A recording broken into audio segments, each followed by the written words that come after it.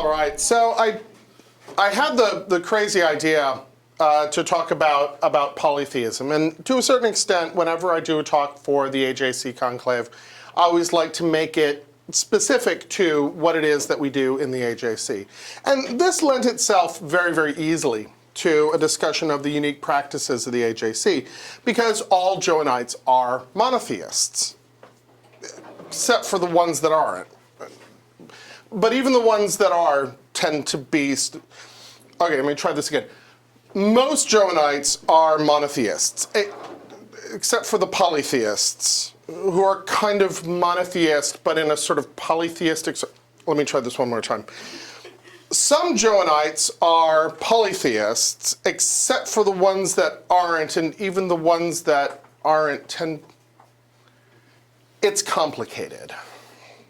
We have more than a complicated relationship with the gods or God.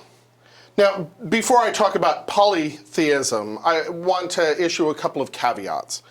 First of all, I am going to be talking more as an historian today. I'm going to look at the development of polytheism and polytheistic tendencies in monotheism, but I am not an historian. I'm a philosopher and a theologian. I'm not an historian of religion. I'm not an expert on paganism. And to be absolutely frank, I haven't thought this all the way through. So these are provisional at best. There will be, I think, some hints to my latent Hegelianism. That is to say, I'm going to talk about the movement from nature to freedom, about the historical coming to spirit of itself. And I think that much of this is simply shaped by Hegel's own reading of world history. And that's one of my philosophical specialities, and so it sort of tends to infect other elements of what I'm talking about. The first distinction that I think needs to be made in talking about polytheism is, of course, between what we call hard polytheism and soft polytheism. In hard polytheism, the gods, the individual gods, are irreducibly divine. And when we look at traditional forms of pagan practice, when we look at traditional forms of polytheism, they tend to fall into this hard polytheist mode, so near as we can tell. On the other hand, there is a soft polytheism. And I'm using this not in the psychological sense that it's sometimes used in Jungian circles, where we're talking about the gods as archetypes or the gods as representations of this or that, but rather more in the sense of what is called henotheism or henotheism, which comes from this phrase, henas theos, the one God. And this is going to include certain kinds of emergence of multiple gods from a single source, or other kinds of conceptions of a relationship between a single and multiple gods. So to start with hard polytheism, these are finite forms. And what seems to me in my just initial sort of investigation of these various forms of polytheism, and the scope is necessarily limited, is that many of these experience the gods as necessarily finite beings. So for example, when we look at Egyptian polytheism, Egyptian polytheism is very theriomorphic, that the general form of the gods is that of beasts. That is to say that they are deeply rooted in the natural world. They are natural forms. Often these are manifestations of the particularities of the Egyptian environment. And so we've got river gods, and we've got lots and lots of sun gods, right? This makes sense within the context of the natural environment in which the Egyptians find themselves, Gesundheit.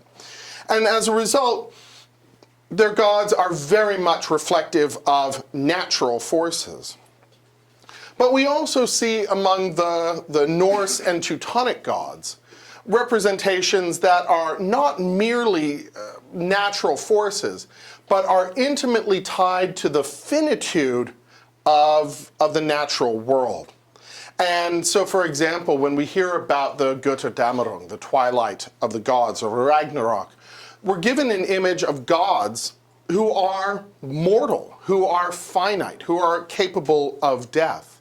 I remember learning about the Norse myths when I was very, very young.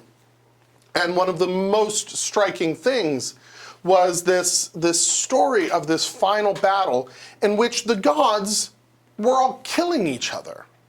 And then when the dust settles, there are just these two left, and they start the cycle over.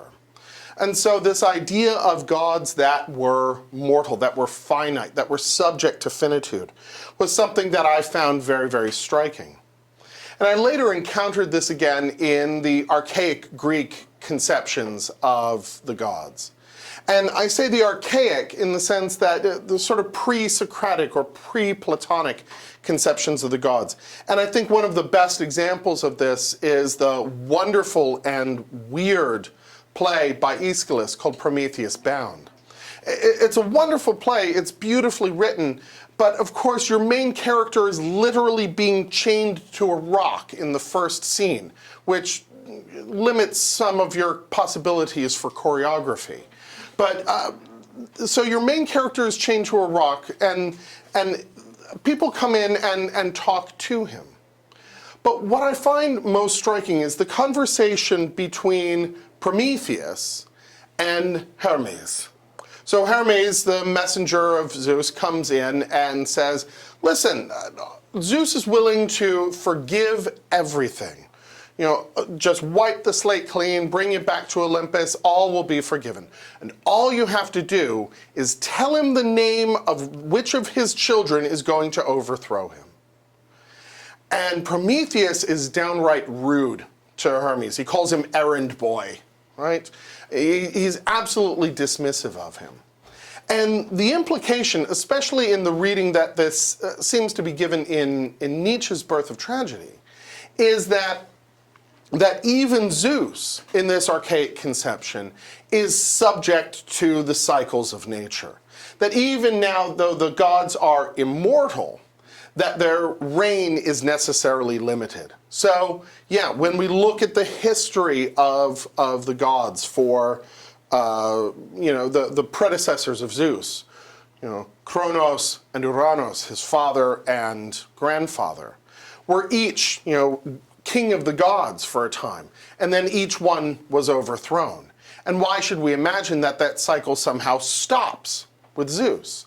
That this cycle will continue on, and that Zeus too will be overthrown. So we have this hard polytheistic conception of the gods in which they have their own histories, their own genealogies. If we read Hesiod's Theogony, we get this wonderful description of where all of these gods come from, that they are, by their very nature, beings that have a history, that undergo change, that undergo transformation. And this, to a certain extent, is very alien to those who are only used to Judeo-Christian Islamic conceptions of God, where to imply or to state that God undergoes change or that God sort of occurs in history is absolutely ridiculous and borders on the blasphemous. But here we have gods that very much have their own lives, their own discrete beings, their own histories. But with Socrates and Plato, with some of our other sort of pre-Socratic philosophers and into the Platonic and Neoplatonic philosophers, this hard polytheism begins to soften a little bit. And there is a kind of transition period where we see people like Plato talking about the divine and using the term, both the gods and the God, and in some cases even simply God, as if it were simply understood what he was talking about when he's looking at the unity of God. There is a kind of Platonic henotheism, and we're going to talk more about that in just a moment, that seems to be given birth to in this particular period. These specific genealogies tell us that the gods are finite, at least in the sense that they have specific origins. That even if they are long-lived or even immortal, that they have a starting point. And this, again, is going to be very, very different from, for example, Thomistic conceptions of God, where it's impossible to conceive of a God that has a beginning or an end.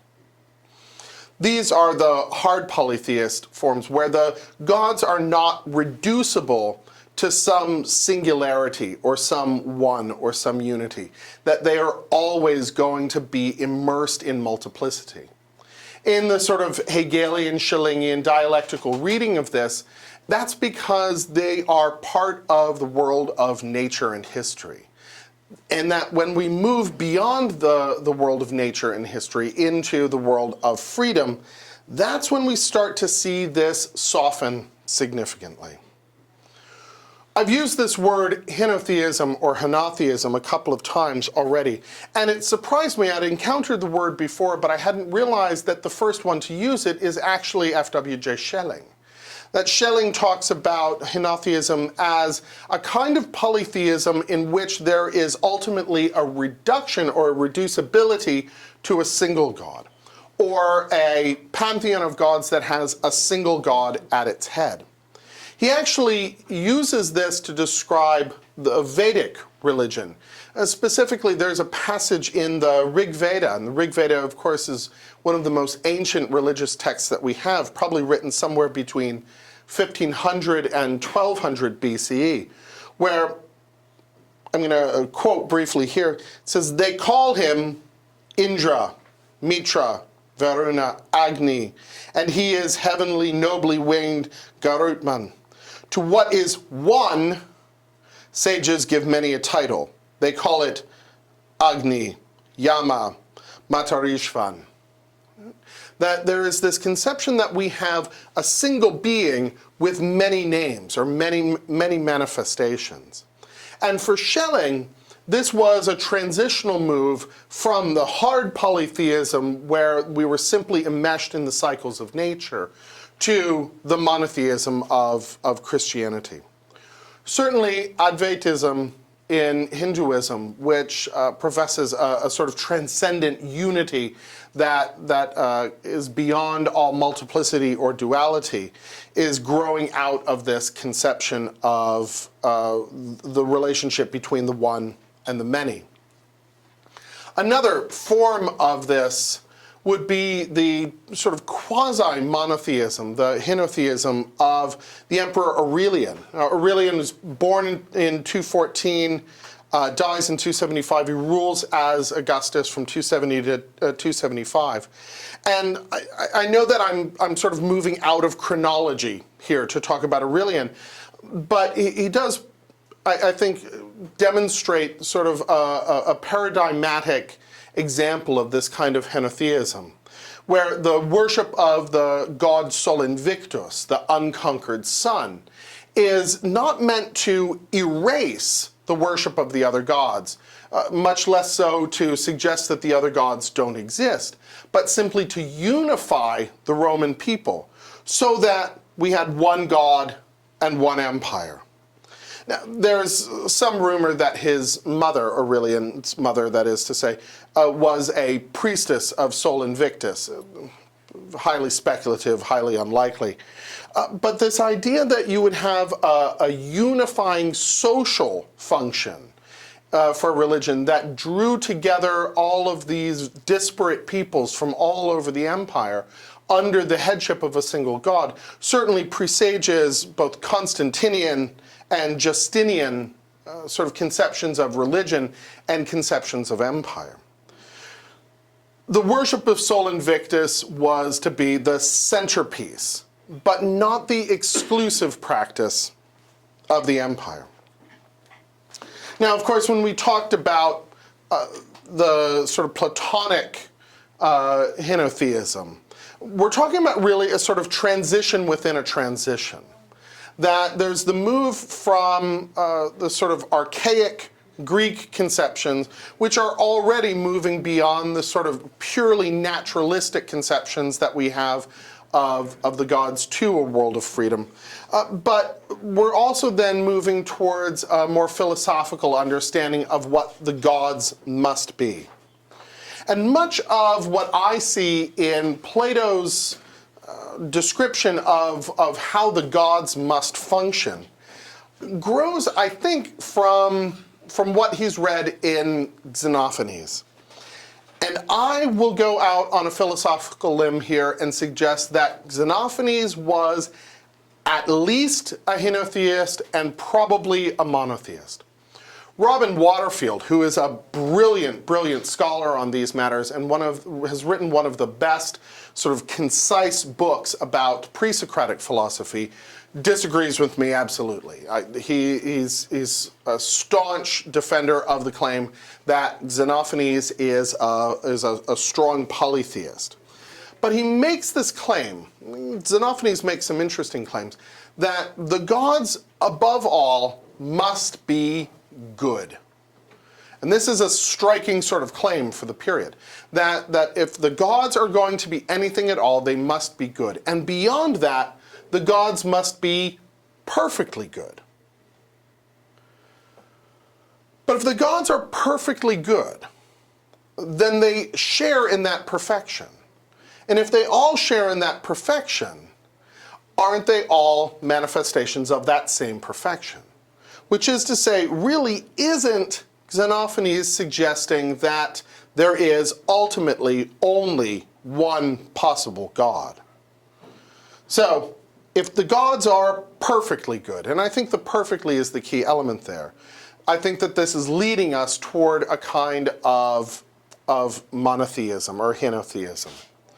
Plato, of course, takes this up when he puts into the mouth of Socrates certain concerns or suspicions about the qualities of the gods as they're depicted in the Homeric epics, for example. And Dr. Kupperman already referenced this just a few moments ago.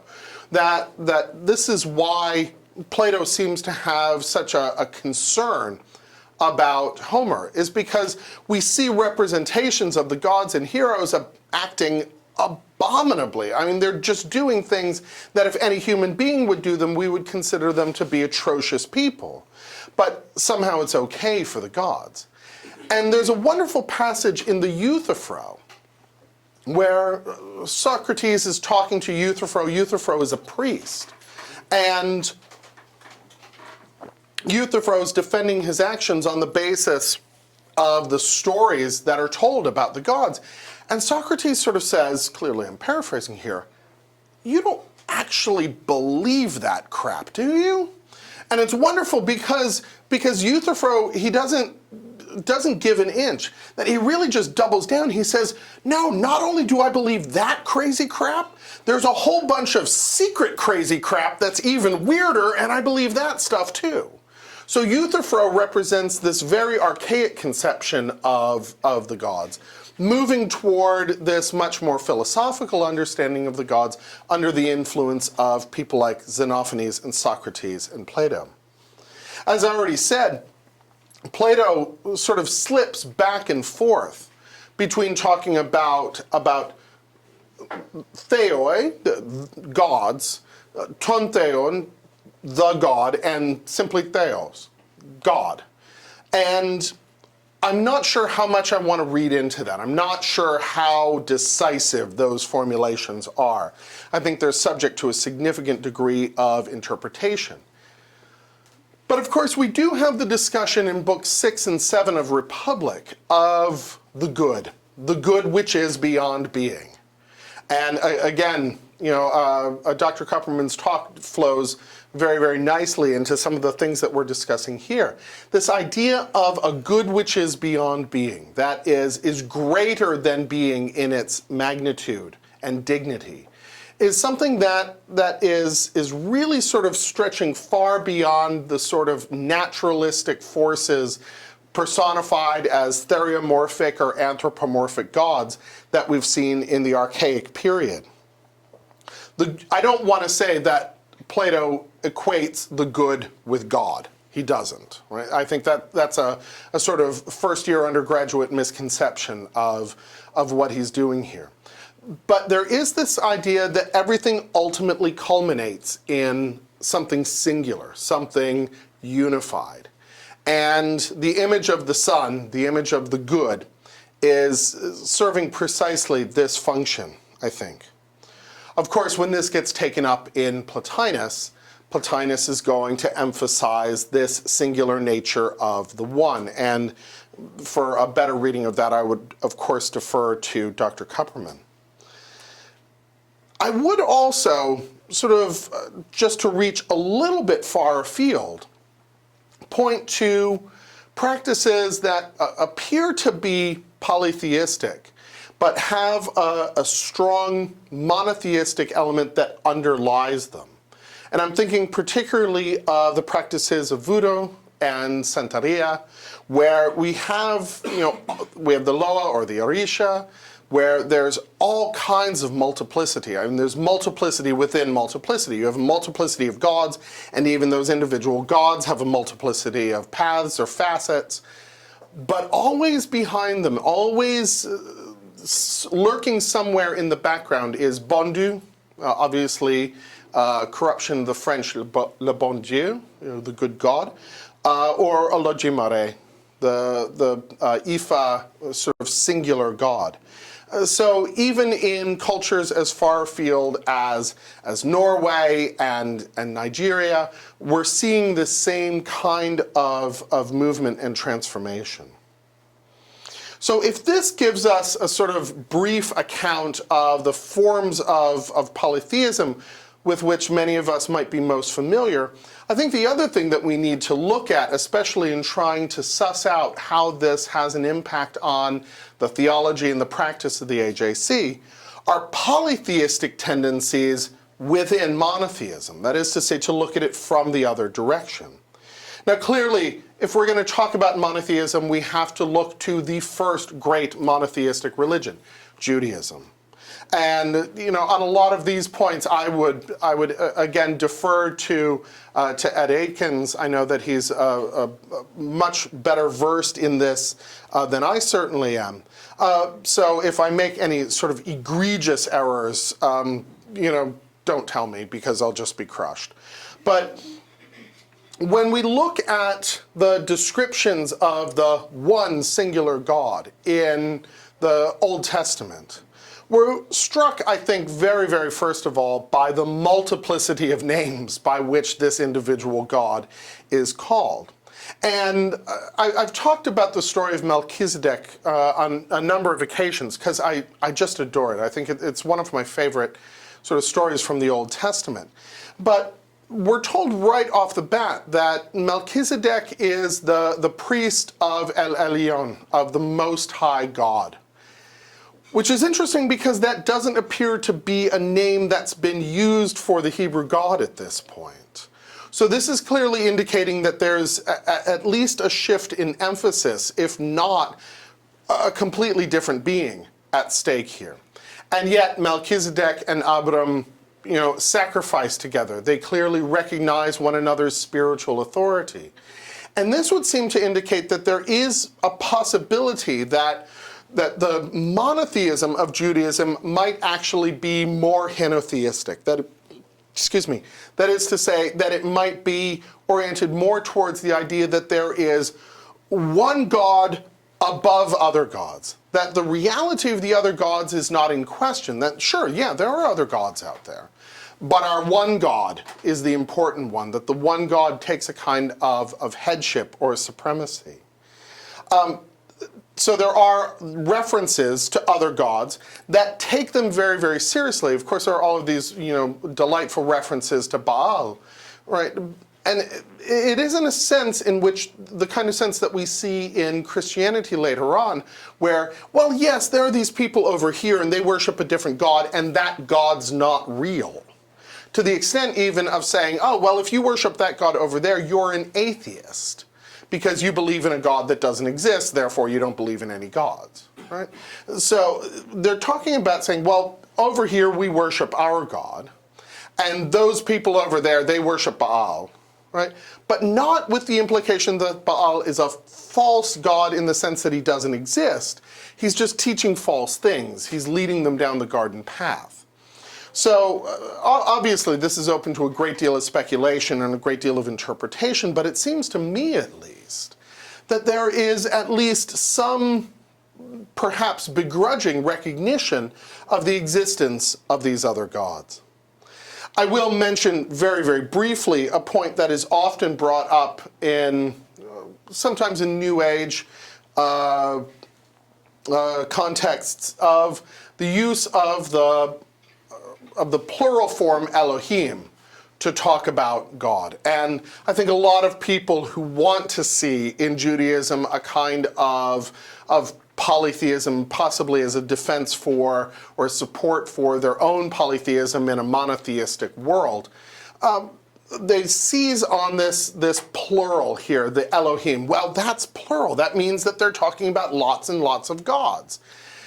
As best as it's been explained to me, and as best as I can understand it, and I'm not a Hebrew scholar, I have to sort of take other people's word for this, that this plural is a plural of intensification, that we're talking about the greatness of God there. So that I believe that that's a bit of a rabbit hole that I wouldn't want to head down into.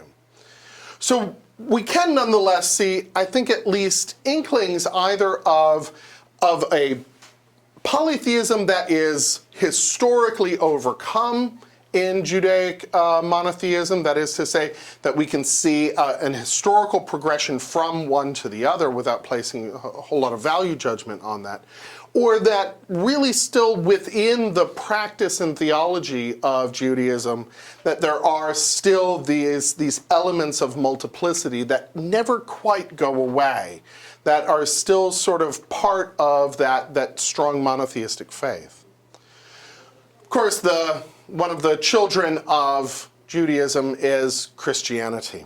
And Christianity, again, emphasizes the singularity, the unity of the one God, except when it talks about the Trinity.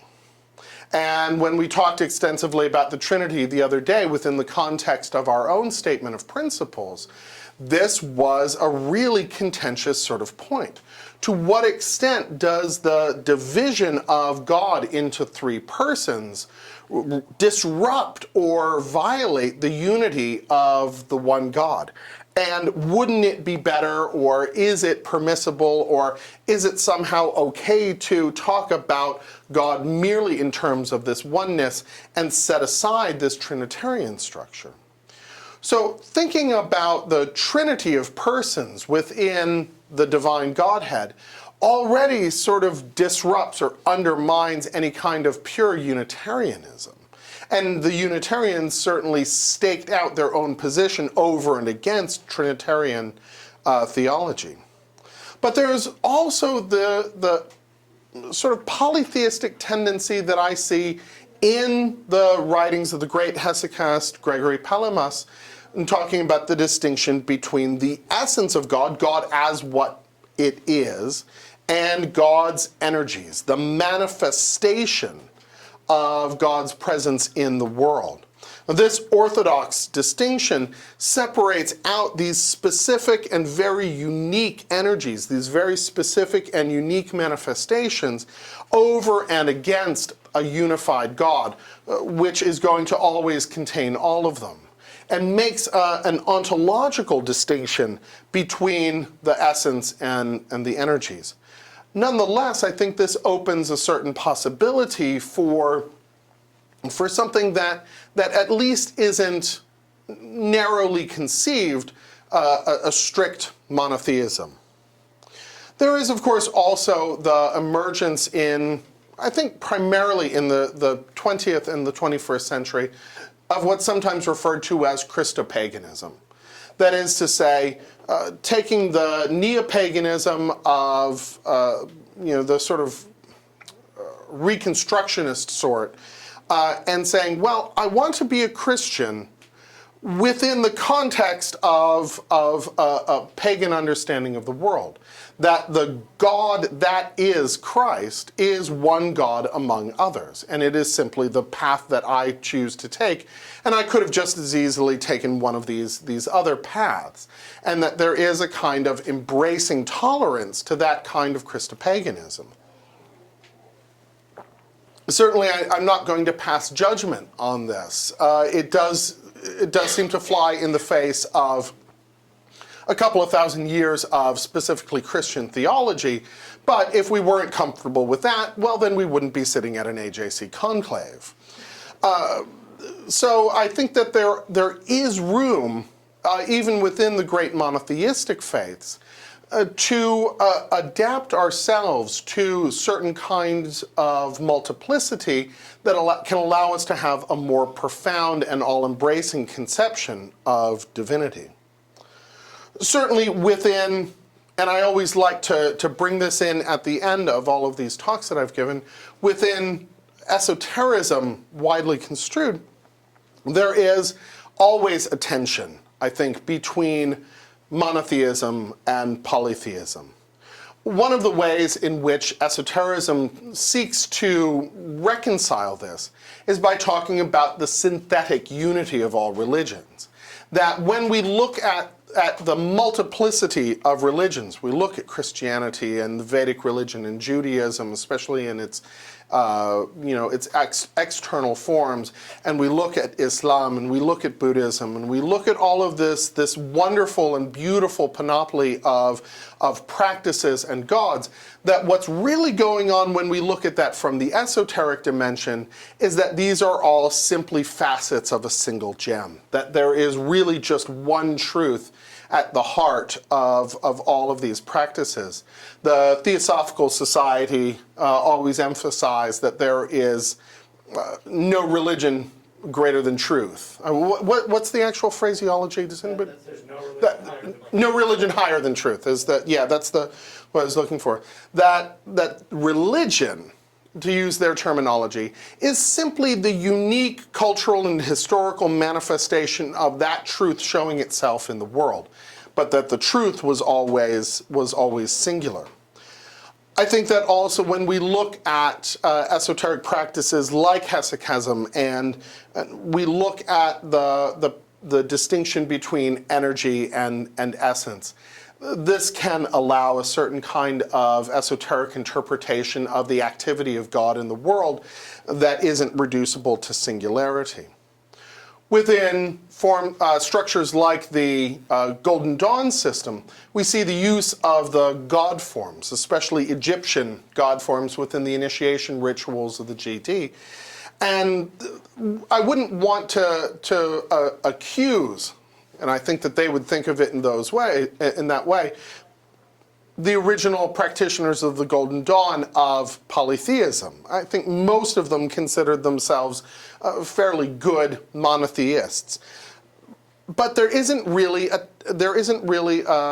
kind of there's no collision there. There's no, if there's tension possibly, but there's certainly no violence between sort of the monotheism that they espoused and the use of the god forms, because the god forms very much appear as manifestations of the one.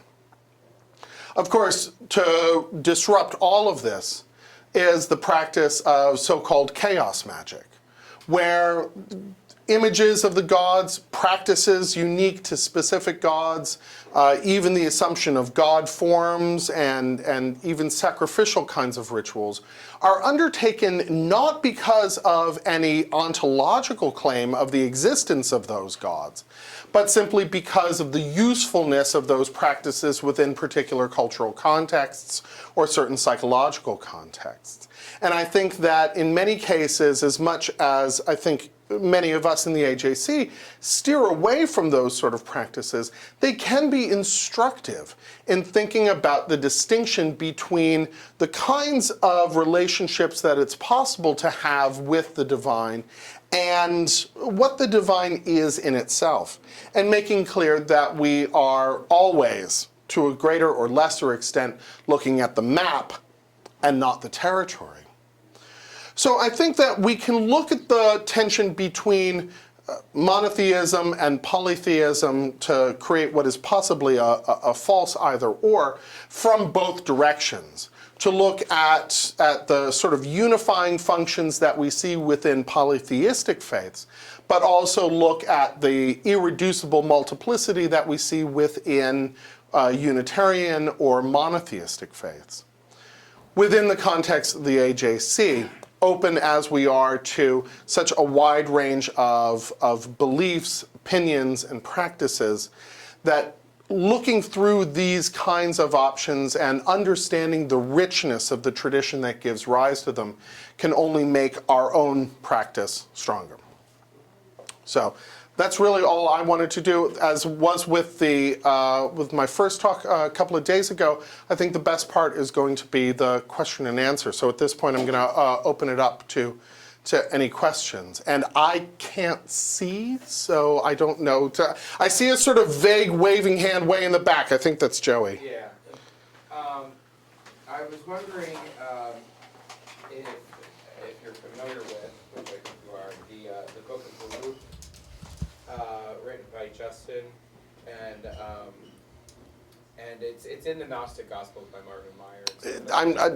To claim I'm familiar with it in the sense that I know it exists. But the whole, I don't want to say the whole book, but a big, huge book, part of the book is him saying, like, all right, this person in this story is Zeus, and this person in this story is Priapus, and this person in this story, and he just kind of does that in comparison. Now, I was kind of wondering if you were familiar with the book and where that came from, like in time and space, because it kind of seems to be going along with what you're saying, but it also seems to be from a different... Yeah, I can certainly see the parallels, and I'm simply going to have to plead ignorance here. I'm not familiar enough with it, and I haven't looked at it specifically through that lens enough to say, but I think that that's certainly a fruitful direction to sort of expand and pursue what I'm talking about here. There is always, of course, the practice of syncretism, right?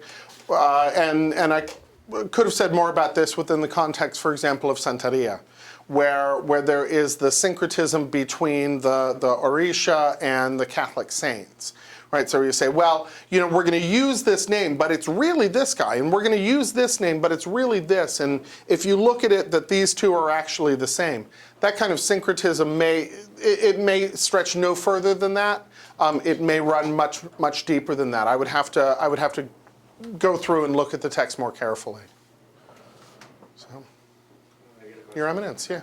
I mean, I think I haven't answered this, but I'm interested to hear your answer. Where would perennialism, traditionalism, fit in that spectrum? I mean, my idea, I guess, if you were to go back to the Blavatsky no religion higher than truth, or maybe Dion Fortune's thing of religion being a cultural manifestation of one particular spiritual element, where would traditionalism or perennialism might be a better thing fit? Well, that's what I was trying to talking about the synthetic unity of all religions, because that is a concept that comes straight out of this traditionalist perennialist tradition. And we can see this in somebody like Guénon, who sort of starts out as a kind of, he even starts, I think, in the traditionalist Catholic sort of sphere, moves into the Gnostic sphere, and then ultimately becomes a Sufi and spends much of his life in Cairo, ultimately as the head of a Sufi order. He emphasizes very, very strongly, and perennialism, I think, in general, emphasizes very, very strongly the idea of different faiths as cultural and historical and linguistic and temporal manifestations of a truth that underlies all things. And so when you part the veil and you look behind those external aspects, what you see is the esoteric truth that is always the same, to which they give the name the tradition. Because of course, for a traditionalist, there's only ever one tradition, right? It's not multiple. So I think that's one way that esotericism sort of struggles with and ultimately tries to reconcile this multiplicity. Not in the sense of moving from multiple gods to one God, but multiple faiths to a single truth. And I see the frantic flailing of Joey McCausland again. I was hoping to go back to your definition of perfectly good. In Xenophanes. Well, and I was wondering if when you said that, did you mean perfectly good in a virtuous sense, or did you mean perfectly good in the way that Loki does some horrible things, but it's perfectly good for the benefit of the world in the end? When Xenophanes and Socrates and Plato are talking about it, they are certainly talking about it in a moral sense. Okay. That's definitely what they mean. And my argument has always been that if that really sort of covers the extent to what God must be, is this perfect goodness. And given the role that the good as such plays in Plato, I would see that as all-encompassing. Then what we would say is God is that which is perfectly good. If that's all that God is that perfect goodness, and I say all that is, of course, it encompasses all things, right? If you've got two things that are perfectly good, then there's no difference between them. And if there's no difference between them, how can you say that they're two things? Right? You can't have two beings, or even two, being of course is the wrong word here, the good is beyond being, but if you have two of anything that share all of the same qualities, right? They have no qualities that are different, you're talking about the same thing. You're talking about two names given to a single thing. So ultimately, that's why I make the claim that Xenophanes is at least a henotheist, if not a monotheist. Like I said, Robin Waterfield, for whom I have nothing but respect and admiration, completely disagrees. Any other questions? All right, I think we have things to do. Fun things to do. Well, thank you very much. Thank you.